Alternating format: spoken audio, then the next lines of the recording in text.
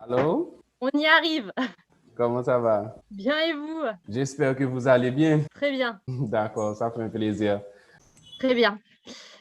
Donc, on va attaquer le vif du sujet avec les 8 principes du système de management de la qualité. Donc, les 8 principes. Le premier, l'orientation du client. Le deuxième, le leadership. Troisième, l'implication du personnel. Quatrième, l'approche processus. Le cinquième, l'approche système. Le sixième, l'amélioration continue.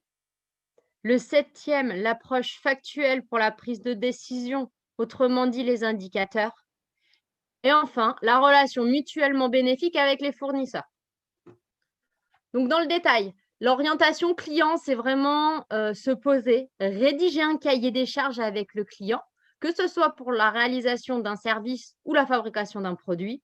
Il faut toujours se mettre autour d'une table et lister toutes les exigences et besoins du client pour pouvoir répondre au mieux à ses attentes. Alors, bien sûr, le client, c'est lui qui nous fait vivre, mais on ne dit pas amen à tout. On va entendre ses besoins, on va entendre ses attentes, mais on va aussi exposer à ce niveau-là, nous, nos contraintes, lui dire ce qui est faisable, pas faisable, et si ce n'est pas faisable, trouver avec lui une solution alternative pour répondre au mieux à son besoin. Donc ça, c'est le premier principe. Et ce qui est très important, c'est de le formaliser au travers d'un cahier des charges.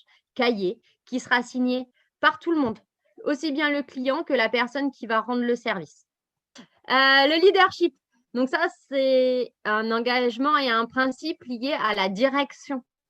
La direction se doit de soutenir ses équipes en définissant une politique qualité. Donc, c'est les lignes directrices, ce vers quoi elle veut tendre, sa stratégie. Et ça, c'est pas aux utilisateurs de le faire. C'est vraiment à la direction de montrer qu'elle soutient ses équipes et qu'elle les accompagne tout au long de cette démarche. Et ça, c'est très important aussi que vous le reteniez parce que je peux vous parler de choses sûres. Souvent, on l'oublie. Alors, pas de formaliser la politique, mais l'engagement de la direction. Il faut toujours leur rappeler qu'ils sont là en soutien des équipes. Et pour ça, donc, la direction va donner la stratégie et surtout va fixer les objectifs. Donc, toutes les personnes travaillant dans un système qualité et autres auront un cadre de travail et sauront vers quoi il faut aller. Et au travers de ça, on crée un environnement propice à la bonne réalisation et au bon déroulement d'un système de management. Le troisième principe, très important aussi, qui est en lien avec le leadership, c'est l'implication du personnel. Il faut toujours communiquer en interne, surtout en interne. Communiquer avec son client sur les états d'avancement, oui, il faut le faire, mais il faut aussi communiquer en interne sur ce qui se passe bien, ce qui ne se passe pas bien. Parler de performance individuelle parce que les personnes qui vont mettre en place cette démarche ou qui vont être sur les chaînes de production ou réalisation d'un service n'auront pas forcément les compétences, mais seront volontaires pour aller dans le même sens que les engagements et objectifs fixés. Et pour cela, il faudra être capable de leur donner les moyens de réussir.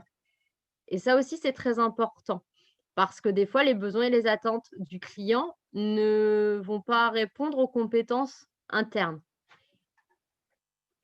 Et ça, il va falloir que la direction mette en place les moyens pour que tout le monde puisse aller dans le même sens et réussir. Alors, attendez, je vois qu'il y a des personnes en salle d'attente. Hop, c'est bon, je les ai acceptées si elles veulent se joindre à nous. Ensuite, le quatrième principe est celui de l'approche processus. Donc là, on rentre un peu plus dans le vif du sujet. Un processus, la définition, c'est on a des données d'entrée, des données de sortie, et on a tout un tas d'activités qui vont permettre de transformer ces données d'entrée en données de sortie. Donc, on a un besoin client, des activités qui vont transformer ces besoins en satisfaction. J'aime bien prendre cet exemple, il est un peu simple, mais il permet facilement de comprendre ce qu'est un processus, parce que c'est quand même assez abstrait, le processus. Le corps humain est un processus. Le besoin va être retrouver de l'énergie, s'alimenter, et récupérer des forces. Ça, c'est notre besoin. Du coup, notre donnée d'entrée pour réussir tout ça, ça va être s'alimenter, manger une pomme, manger des fruits, manger des légumes, manger de la viande, du poisson, etc. Ça, c'est nos données d'entrée.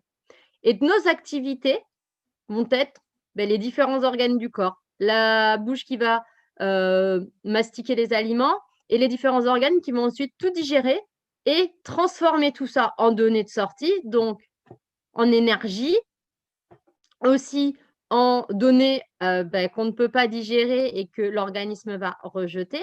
Et à la fin, on aura notre satisfaction client. On sera reposé, on aura récupéré de l'énergie, notre processus aura fonctionné.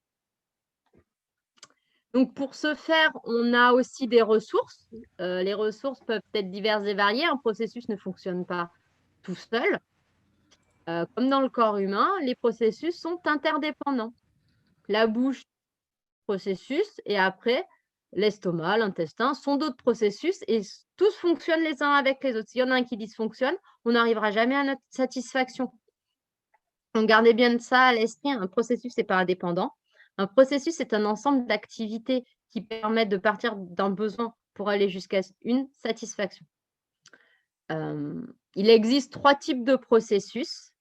Le processus donc de réalisation, qui est le plus important parce que c'est lui qui nous permet de partir du besoin jusqu'à la satisfaction. On a tout ce qui est processus support. Donc, c'est tout ce qui va venir aider à la réalisation du processus. Si je reprends mon exemple du corps humain et de l'alimentation, par exemple, un processus support, ça va être notre couteau et notre fourchette et le fait de couper les aliments avant de les mâcher. Ça, c'est un processus support. Et après, on a tout ce qui est processus de management qui vont nous donner la stratégie à adopter pour transformer toujours notre besoin client en satisfaction. Donc ça, c'est très important de les identifier dans une organisation avant de se lancer dans les autres étapes d'un système de management. Il faut identifier tous les acteurs et définir les activités de chacun. Et ça va donner plein de petits cadres en fonction des activités, donc que ce soit la production, le service achat, le service maintenance, le service logistique. En processus support, on va avoir tout ce qui est service achat, service maintenance. Et en processus de management, ça va être l'engagement de la direction, le service ressources humaines aussi qui va mettre en face les moyens pour que les services achats et réalisation puissent mener à bien leur mission. J'espère que je ne vous ai pas perdu. N'hésitez pas à me le faire savoir. L'approche processus est souvent un peu complexe. Oui, ça va. Ça va pour moi, ça va très bien. Parfait.